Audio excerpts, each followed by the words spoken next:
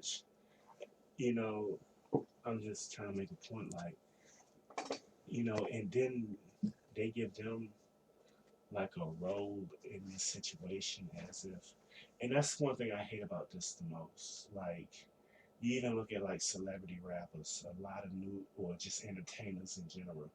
You see a lot of them new coming on to the scene, and they given authority and power and dominion over me as if they mature enough or understand enough to know what's going on with me. A lot of them was like probably 6 or 7 years old when I first started going through what I was going through. So now they're in a position where they're influential and they be on Instagram, YouTube, and stuff talking down to me as if they know more about me than me, and You got some notes there. yeah, and that's kind of the thing too, like, and then you see the ones who actually set me up and did this to me, like Jeezy and T.I., they walk around with earpieces too, and they're the ones that should be investigated. It's like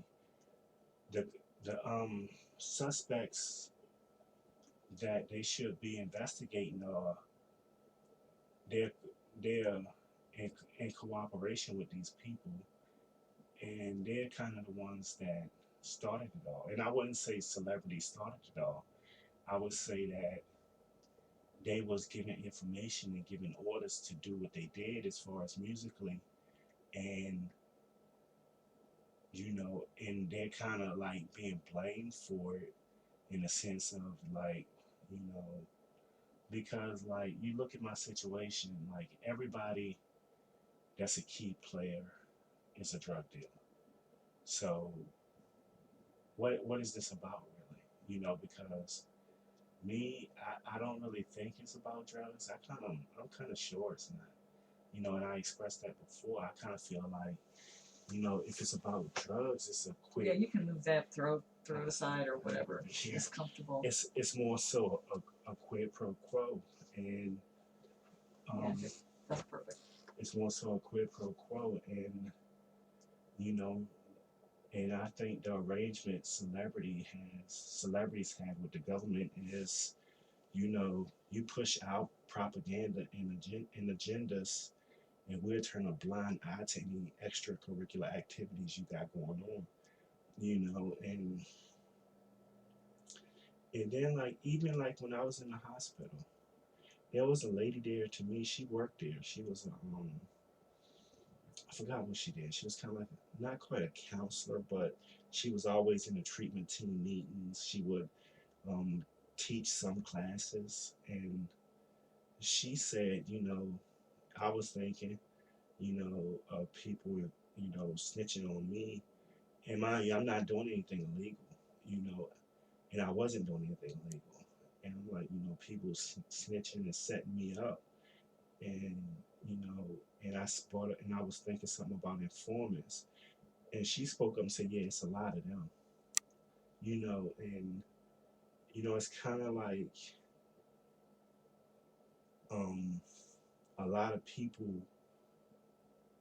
that are involved in this are people that are just trying to save their own behind, and there's a lot of sketchy rappers who probably got caught doing something illegal and started telling on people. And that's their thing, if that's what they choose to do, that's what they choose to do. I don't, have um any connection to them. Like, so if that's what they do, they didn't snitch on me, so it really doesn't matter, but you know, it seems like that's who the government, they like those type of people, and it's like a bunch of them, like, and and it seems like all of them came together and lied on me, because you look at Ti, like Ti talk about, Illuminati, Four Horsemen, how he's like a 4 or 5 time felon, you know, repeated offender. for drugs, and he's never done any jail time for that, you know. And I know people, well, I don't know him personally. Like, I've seen incidents of people from like back in my community that got arrested for drugs first offense, and they did like 5 years. Right, right. You know, so when you look at someone like Ti, you know, and mind you, when I was 21, so he like 3 or 4 years older than me. He was like maybe 25 when I was put in this situation. But I can think back to when he was like 22, 23, and he writing music about me and on his album Urban Legend, you know, and saying things like, even when I'm all alone, I'm standing for N words, and I never really, I think I said this before too. I never really, it never made sense to me because I'm like, for when you're alone and you're standing with four people, you know, like a lot of people use that for like a punchline for using a weapon, like a gun or something, like a gun or something, you know. And you know, like I know a rapper who Lloyd Banks, he said he talked about using a gun and said my buddy, referring to his gun as his buddy, like he don't need anybody to be with him to protect him. He got a gun to protect him, and he called it his buddy. But yeah, back to what I said with T album, he talked about even when I'm saying all alone, I'm standing for, you know, and I'm thinking, is it a four shooter gun that shoot four bullets? That's what I'm thinking, you know, because I'm clueless to the whole, you know, four, like, and then another time I was at the hospital, and I think a dude intentionally brought up the four horsemen, you know, whatever that is or whoever that is. It came up Yeah, in conversation. no, not even in conversation. He brought it up all on his own because I didn't know who the four horsemen were to even speak on it. Never even heard of it. Just like, you know, and I was at the hospital another time at Eastern State, right down the street to be more specific, where a guy talked about, he was there, he was talking about the Illuminati. And I didn't know who they were at the time, you know, because, and it's funny, you know, because when you look at it like Tupac had an album called Kill Illuminati, and he used to talk about the Illuminati all the time. And you know, there are a bunch of people who are like really into all that. yeah, and like me, young, like when Tupac died, I think it was like 96, 97. I'm no more than like 12 or 13 years old, so something like that. You know, at 12, 13 years old, you out here, you just want to be a child, play sports, play video games. So you when you start thinking of like Illuminati, you can't grasp that concept of what that entails and what and who that is. You know, but the industry really didn't turn it into a thing. But since I've been on this medicine, that's all people talk about is secret societies and Illuminati to the point where you're starting to see it in on like you're starting to see documentaries about secret societies. You know, it's like Those have kind of come and gone. maybe You know, they I've seen have, maybe they I've seen have, some but I've seen an influx. much longer ago. Maybe documentaries has always been around, but the influx of it in music just started. You know, mine is Tupac. It just started where, you know, everybody is talking about it. And I've always said that as far as that, the only reason people are talking about the Illuminati is because the Illuminati want people talking about the Illuminati. It's like, you know, you go left and you looking left while they're going right. You know, so I like to call a lot of things going on in society. I feel like it's a Ponzi scheme.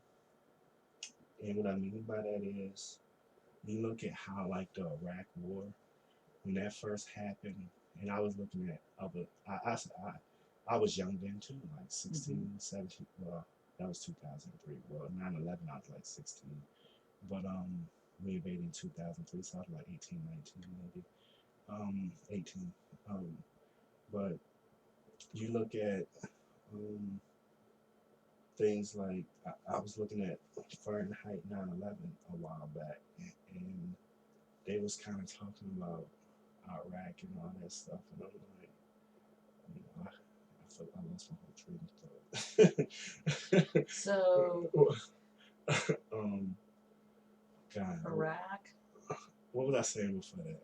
You were talking about the Illuminati being in music all of a sudden, and that's because the Illuminati want, you notice it coming up in music, and you think it's because they're wanting it to get out. Yeah. They're wanting people But to talk it was about somewhere it. I was going with when I brought up Iraq. I can't remember. And see, that's another thing. I'm still credible with what I say. But I have like early dementia, like from this medicine. Talk to me about that. It's like I'm aware, and when I speak, it's not of ignorance, of confusion, or delusion. But at the same time, I can be very forgetful, lose my train of thought, and Is that new?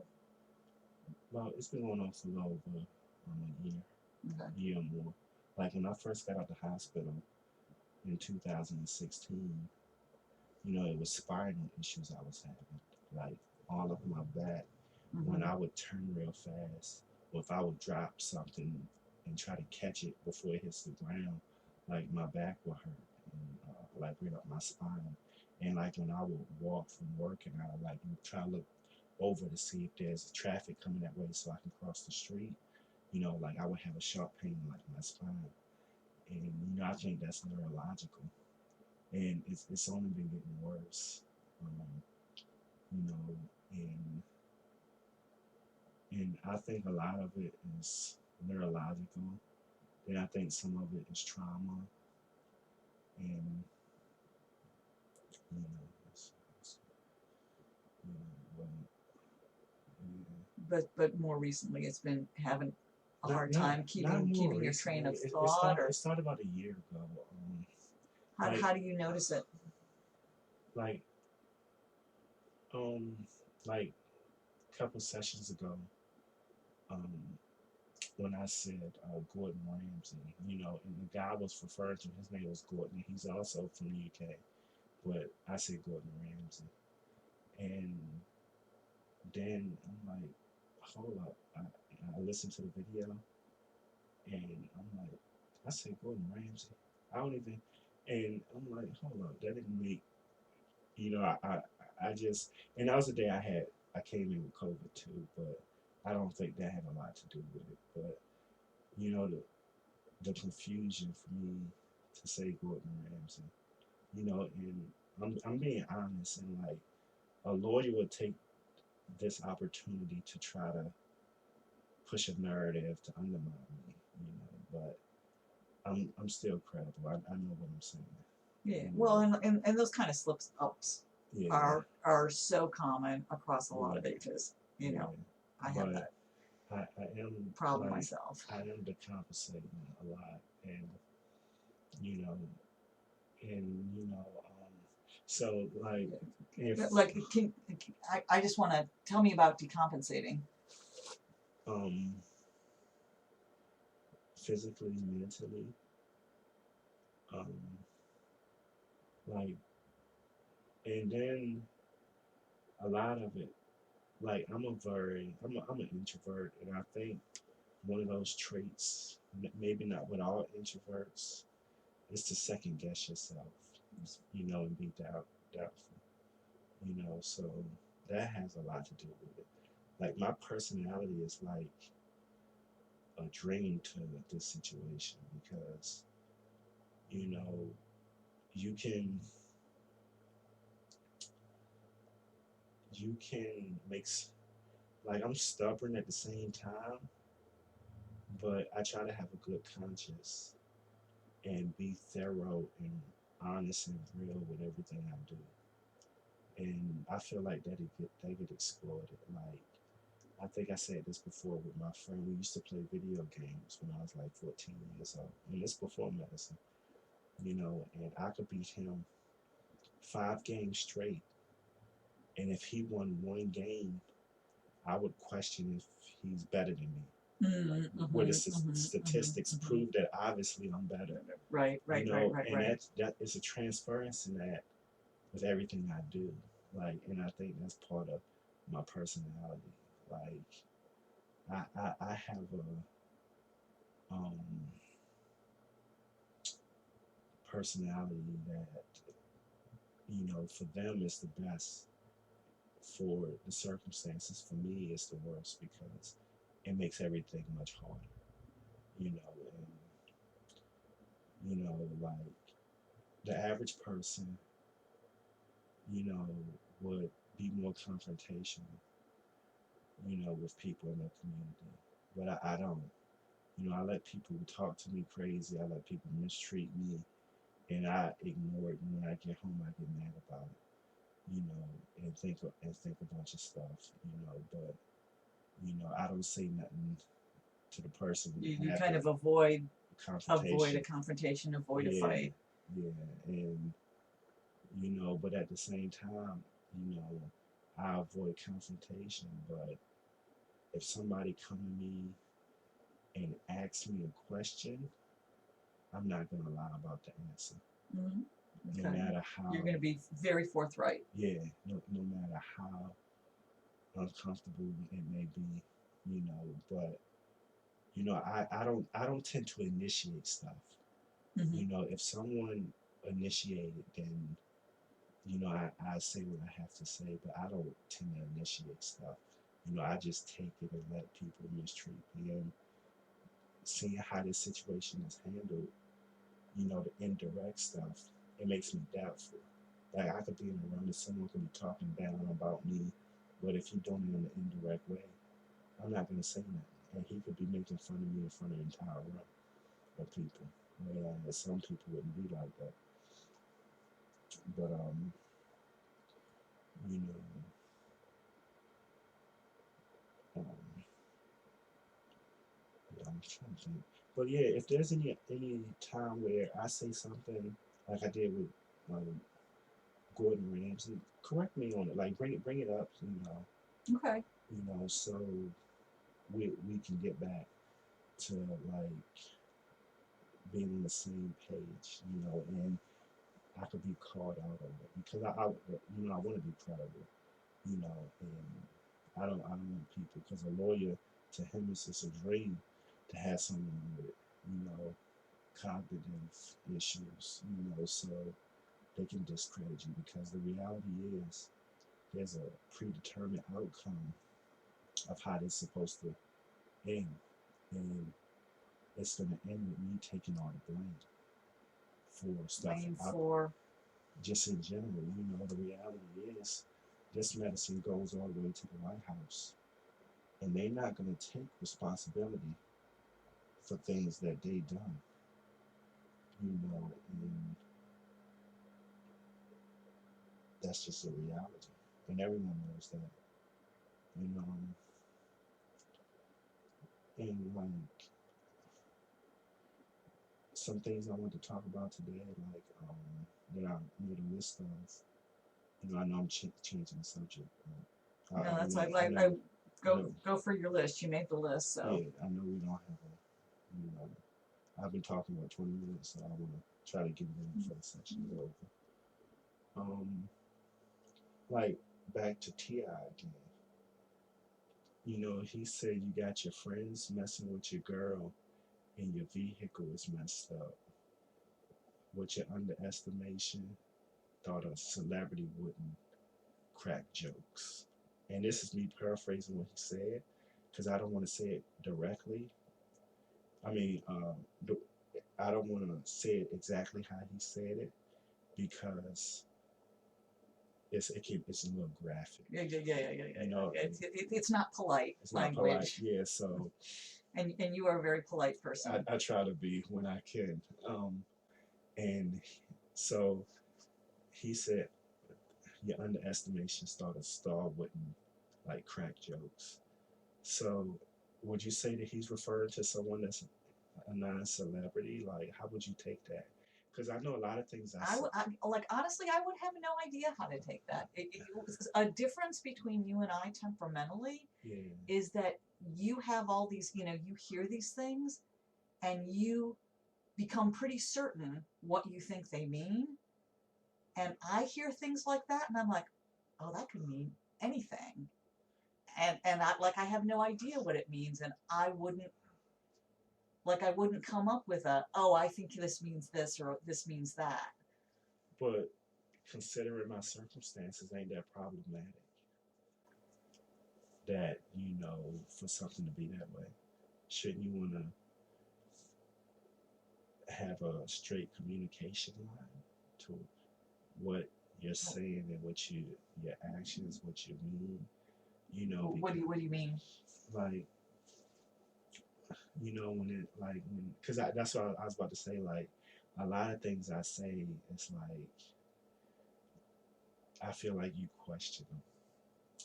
So like question them as if, well, maybe it's not that, or maybe it's not this, or maybe you're overthinking, and that's how I feel your approach is, and which can mainly be protocol, and but it still go unresolved from on my end. Sure. Yeah, it goes unresolved because from my end, I'm thinking all these things are true. In fact, I know they are, but protocols don't allow people to talk about it. Can I address that just for a minute? Yeah. First of all, like, I'm not following, nobody is telling me what to do. Mm-hmm. And you can believe that that's the truth or not. But in fact,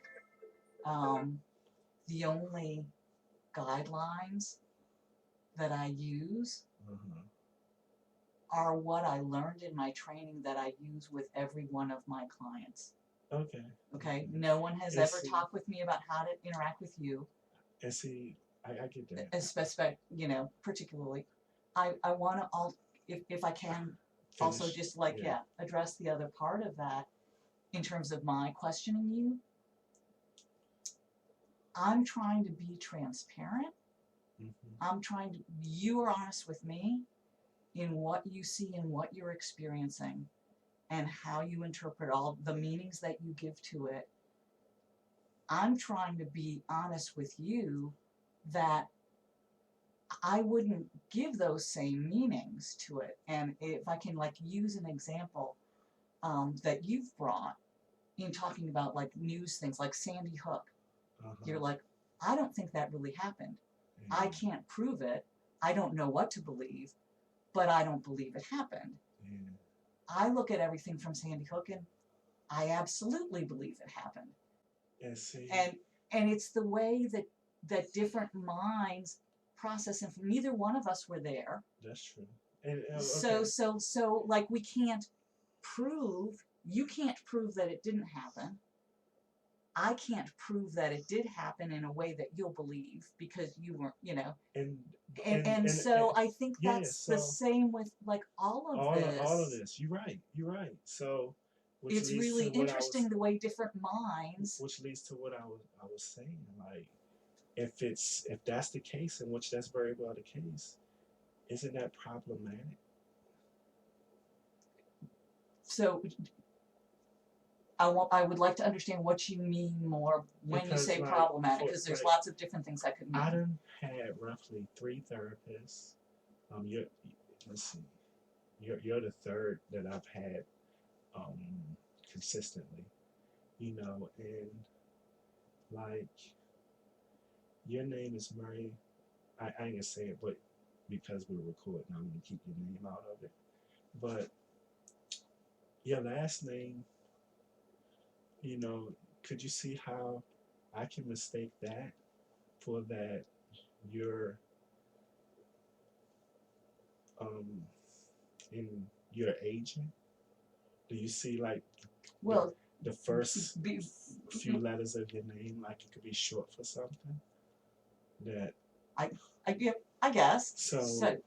So when I first came here and they told me what your name was, I was like, well, maybe she's someone who can do something. Who can do something. So that's all I have to go off of, because just like how you were just describing, with Sandy Hook.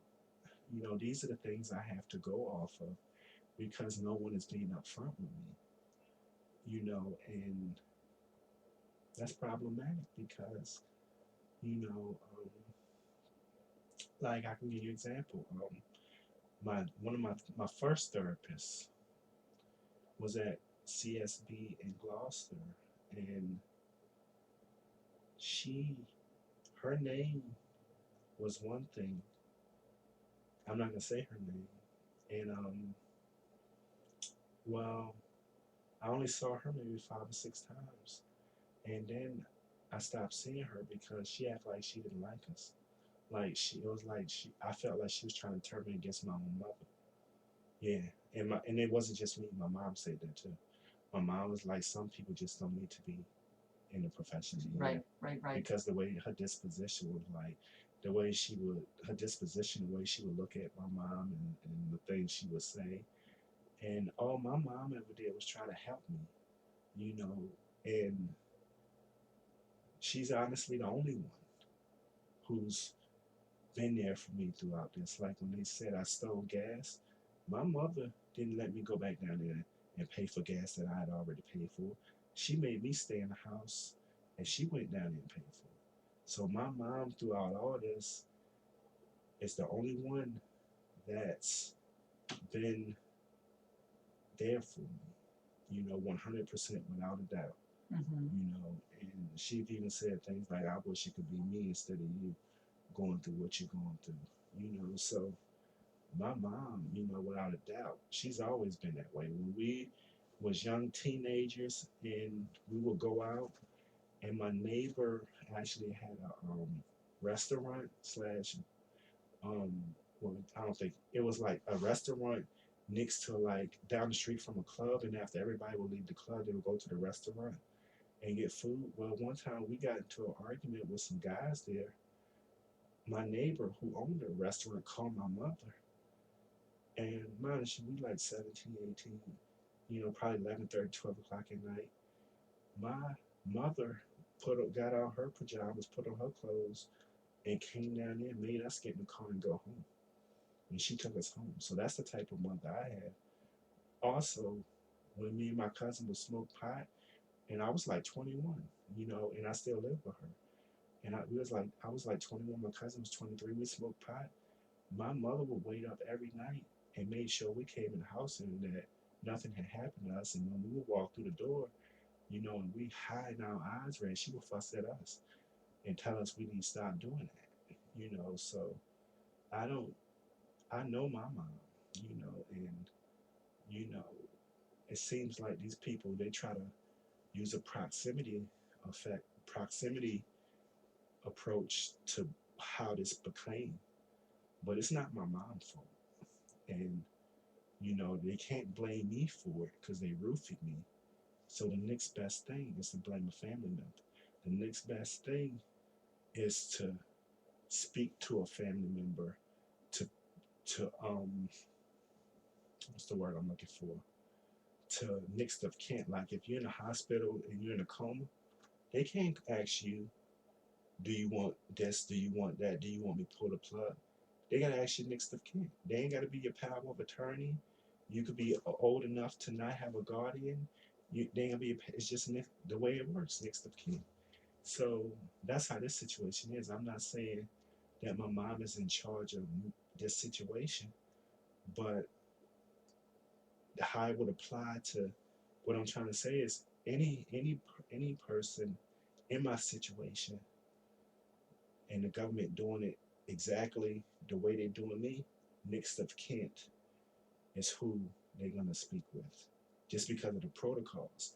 That's not a reason or excuse to blame that parent for the circumstances that their child is in, because at the end of the day, this is what the government wanted. This ain't what my parents wanted, and but yeah, like it's crazy because everything because like another thing T I did, I read an urban magazine where he says that he's about to sign a rapper who have AIDS and just had a baby. And I took that they was talking to me with that too. And the reality is I don't have AIDS and I don't have a baby. I've never had children a day in my life. I've never had an STD a day in my life. But these are lies they pump in my head to try to make me think stuff so they can do what they do. And like Ludacris came out with a song talking about people putting all these lies in my head, and it seems like the truth been substituted with lies, and no one can really have a real conversation, and I didn't come here thinking that um, you would say, oh, Terrell, yes, you're getting your mind read. This is why it's happening. I would love to have someone that could do that, preferably government, but that's not and if it was, I would like for that to be acknowledged, because, you know, we're in a situation where everyone knows that I'm on this medicine and I'm getting my mind read. Even You even I you know it. you believe that everyone knows that. Yeah, and I feel like everyone knows it, and I know it.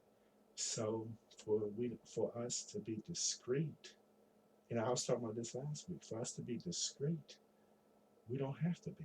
You know, I was right at Riverside Behavioral Health, and the doctor accused me of treason. He said he mumbled it under his breath, but I was guilty of treason in a room with two people that was possibly government agents. They looked like it. And when I looked the lawyer up that was in the room, he was a short, stocky dude versus the tall, slender dude that was in the room with us. And it doesn't help that, you see things like the animated movie with Will Smith called Spies in Disguise. Like, a lot of these things. I haven't seen that one. Yeah, it's an animated movie called Spies in Disguise. So I don't feel like everybody I talk to is who they say they are. But then I can't confirm that they are not who they say they are. So that's something that's just a dilemma. And there's nothing I can do about it. It's like I was saying with the connection earlier. If you can use a telephone, you can want to talk to your significant other over the phone, but you can try to make the connection. But if she's not willing to answer the phone, you can't talk to her, unless you go there in person. So I'm like, let the government answer the phone or meet with me in person and explain this to me, because it's very insensitive to put someone in these circumstances and in this situation that's a competent individual and don't explain things to them. It's like, having a child, a 16-year-old child living with you, and you're a parent, and your child leave for 3 days and don't call, don't text, don't tell you where they at. It's just inconsiderate to do such things. And for them to do this to someone, not just for, a week or 2 weeks, for 16 years, and think that what they doing is right, it's not. Because they had the opportunity to tell me everything they wanted to tell me before medicine, and they used the same excuse they're using now they used then. I couldn't handle it, and it's not acceptable. But they don't have any oversight and anybody to put them in their place. So, you know, they get away with these things, and it's not fair, but that's just America in general. American government really don't have no oversight, period.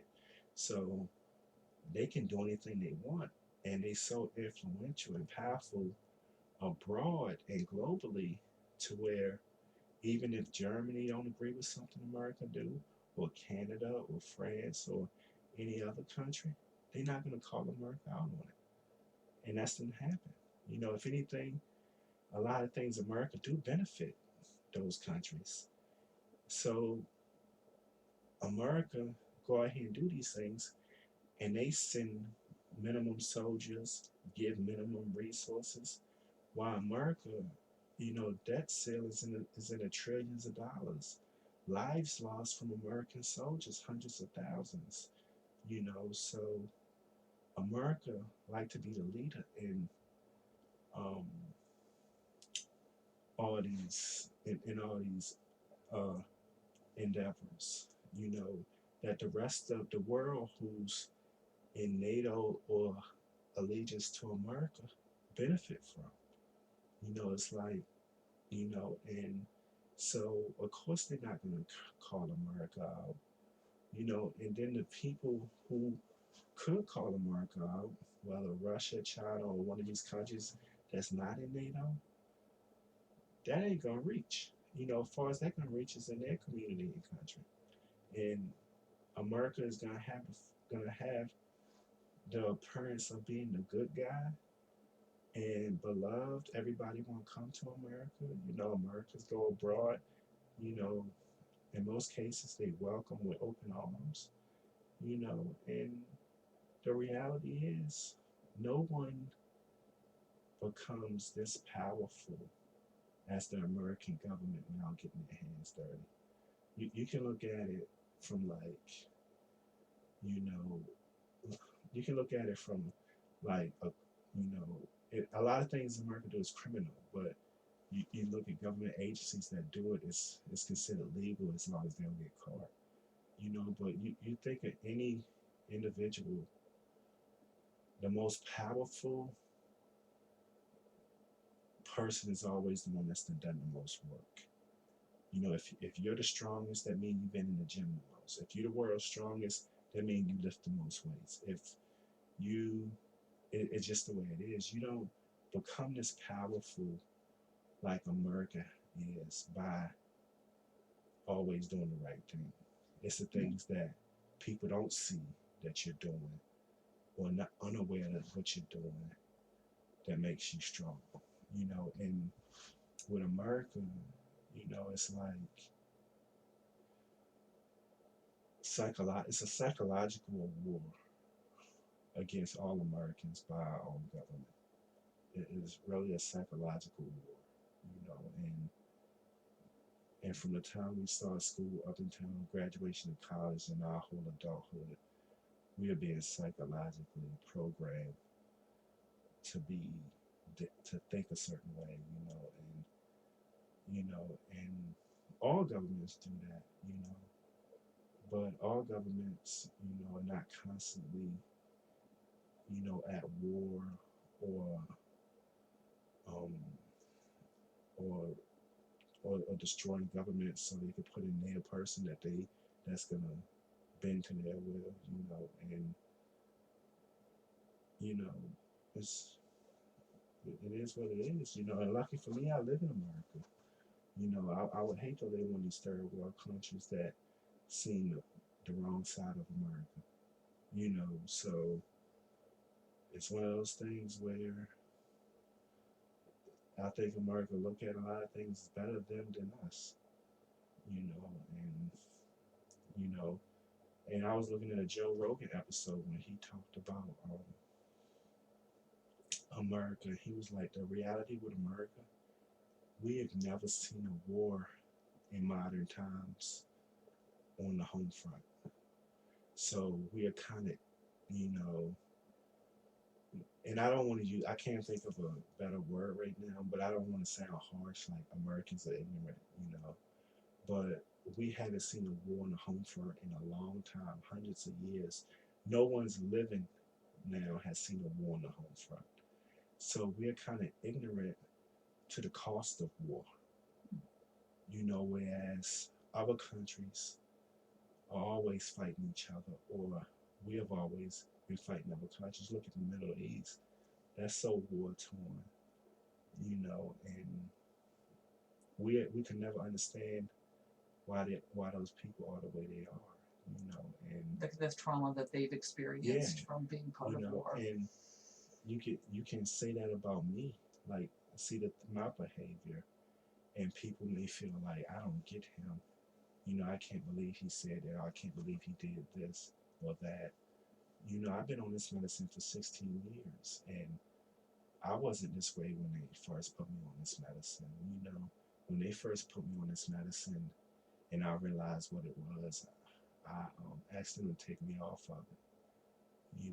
And back to what I was saying last week, how I walked in the swamp, you know, and a lot of ways they actually tricked me to walking into the swamp once I found out what this medicine was, because I remember I was saying how I thought a helicopter, and I don't know where that Right, came from, right, but they right. kind of tricked me into thinking that, and not just tricked me into thinking that.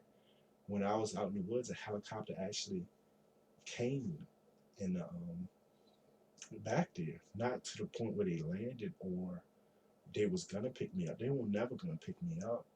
I guess it was their way of being thorough and like looking at me as like some sort of soldier. And at the end of the day, they know they tricked me into doing that because I wouldn't walk back there on my own accord. It was a lot of things that happened that made me do that. And it was their way of being honest. They had no intentions of picking me up or anything. I just heard the helicopter. I know it wasn't there to pick me up. It's in this common sense. And I went to the hospital, and that's how the CSB came there. But I went to the hospital to get tested for STD. And CSB came there because I walked into the swamp right before, and I felt like they tricked me into doing that so they could take the mental health route with this medicine. Because the thing about the mental health route, it broadens the control of how they can do things. You can't just, if someone argue with you, as long as they don't threaten you, you can't say I'm arrested and throw them in jail. You know, but with mental health, if I start arguing with people, I ain't got to threaten them. They can say, "Oh, he's aggravated. Let's throw him in the mental hospital because his meds need to be adjusted." They can do that. The mental health route give them so much control, and not just give them so much control. It also allows them to not address the core issues. Because if I was accused of doing something, they would have arrested me. Then they would have to have a charge, and that charge would be full disclosure to the courts, to me, and all the people needed to be full disclosure too. And that's another thing they didn't want. So, taking the mental health route, they don't have to answer any questions that people might have right now in government or judicial and in the courts. They don't have to answer any of that. So that's why I feel they took the mental health route. And like while I was at the hospital, um, they asked me why was I there, and I told them, and they made me have seizures not once, twice to try to keep me from talking. And did it right in front of some of my family members or a family member. The judge, the magistrate, was like 12, 13 people in the room. When you had a seizure? Mm-hmm. And it hurt. It's one of those things. It did not feel good. It was an excruciating No, pain. from what I've never experienced a seizure, but I understand that they're. Yeah, it hurt real bad, and they did that to me twice. And not just the times when I was trying to tell them what was going on. When I went to Eastern State in 2010, um, I started advocating for myself. And while I was sitting at the table, and I had two seizures, like full fledged, like, oh my God, it hurt painful. And then I had two mild situations where, you know, um, I wouldn't call them seizures, but out of nowhere, and it always happened when I was in the hospital. It only happened twice, and I'm not referring to the seizures, but the mild symptoms of what I'm about to say. It only happened twice, and it was at Eastern State, and I was sitting at the table, and out of nowhere, I just started feeling real bad. Headaches, throbbing, and it seemed like they was intentionally doing that to me. And I'm looking around, looking at staff, and they sitting there You know, they ain't saying nothing, you know, and I know they in my head, so they know what's going on with me. You know, as far as my pain, I mean, they know I'm in pain. They did nothing about it, you know, and that's blatant disrespect, you know. Like another example, I go over to the counseling center and how disrespectful they are.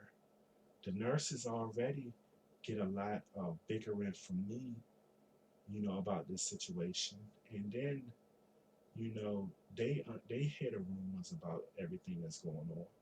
Well, they giving me the injection, and they sitting there with this medicine pulsating my arm because like little spasms, and it's not something where the medicine make you have uncontrolled spasms. This medicine don't just read minds. Like it feel they can prick any part of my body. They can make any part of my bottom spasm. And they sit and you and the nurse actually the first time they did it, the nurse didn't say nothing. And this was like years ago, maybe a year, 2 years ago. And I didn't say nothing. But just about I would say within the last couple I say it happened about almost 2 months ago, she gave me an injection and my arm sitting there pulsating. And she stopped what she was doing. She was like, "Yeah, you're spasming." And I was like, "Yeah, that's the medicine." And I was like, "It's intentional. It's not one of those things where it's uncontrollably." I'm like, "That's one of the things this medicine does." And you know, even like when I'm telling jokes and talking to family and we giggle and having a good time, like I get like from like the back of my head all the way around here, feel like it's caving in, and that hurts too. And that only happens when I laugh and giggle. Like when I'm having a good time and I'm laughing about something, that happens Mm-hmm. to me. Mm-hmm. You know, I feel like they do that to me.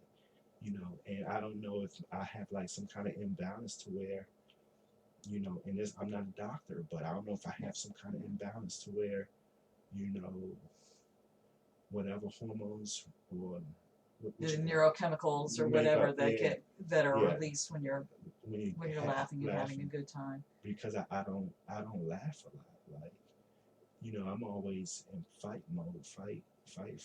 Not physically, but mentally. I'm always waiting for something to come from around the corner that's gonna ruin my whole day.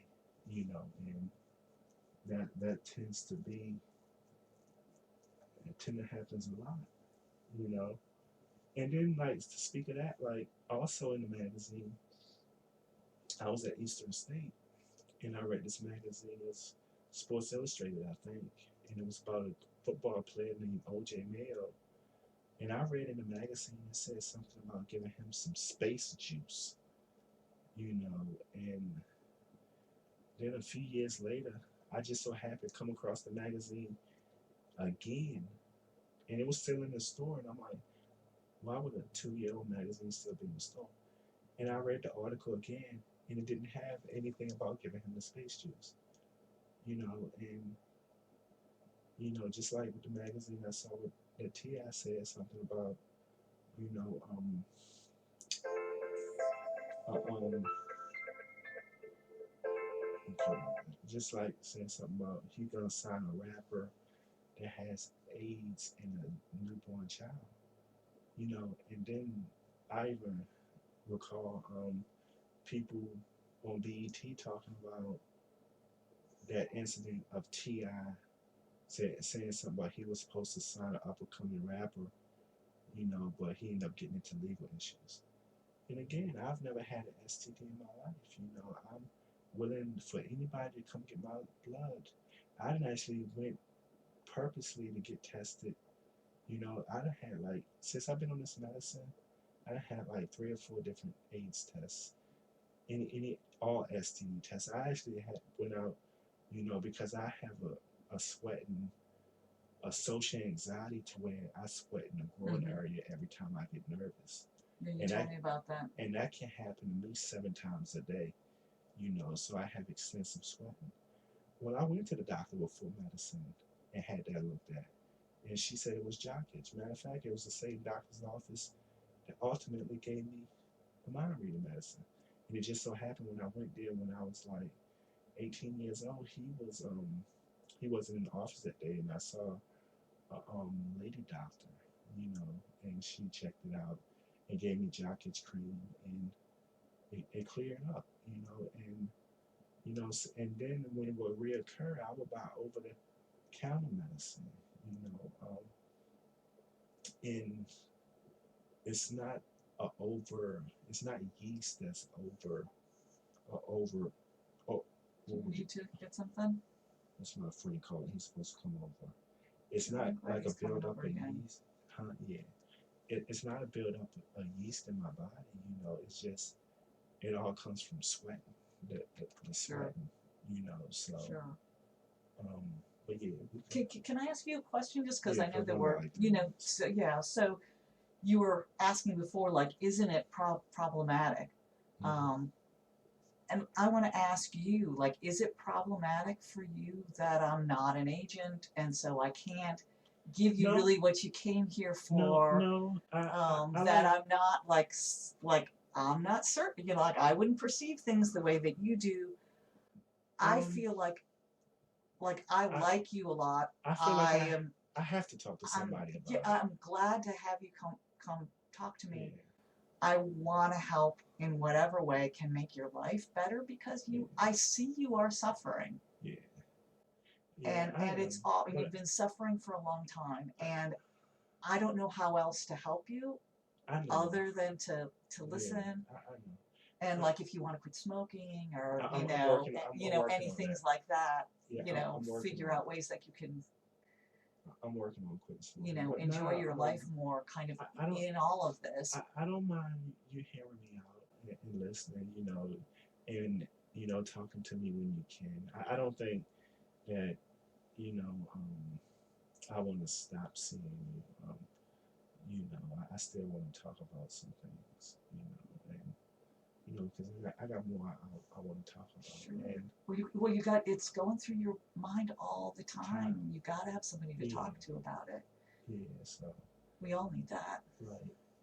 right, and like, and see, that's like, I don't even like bringing that up. Like, like, like at bringing up like government, you being government, because so many times where I try to talk about my issues, I get people kind of like, okay, like the therapist before you. Mm-hmm. I saw her one time. She was like, I don't want to work with you. And that's not just with therapy. That's with doctors. And see, that's a problem I have. Like, you know, the government is allowing me to be mistreated, and it's all because of things that they've done. And whether it's malpractice or you know what is it, like cortisol. Like, I know I got a high levels of cortisol because I'm always by myself. I'm always mad, and it's, That's a stress hormone. yeah, If you're experiencing stress, you're going to have cortisol. yeah. So you know, and you know, a lot of times when I come talk to you and I leave here, I get a burst, believe it or not, regardless of like what I'm talking about. It makes me feel like um um um it's therapeutic to talk about it. And like,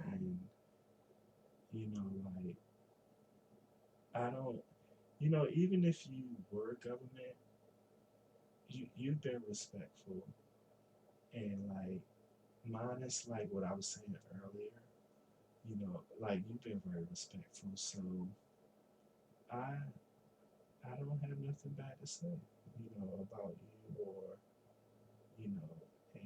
and I try to be respectful too. You come off as a good person, a nice person, you know, and but like if I was to ever actually meet the government, I would be so mad and upset with them, and I wouldn't say mad and upset, like I would be firm, and I'm sure they would too, and we would actually talk about, you know, because like they just said things to me like, we're gonna do this to you till you can't take it no more, there isn't no problem. They said all kind, and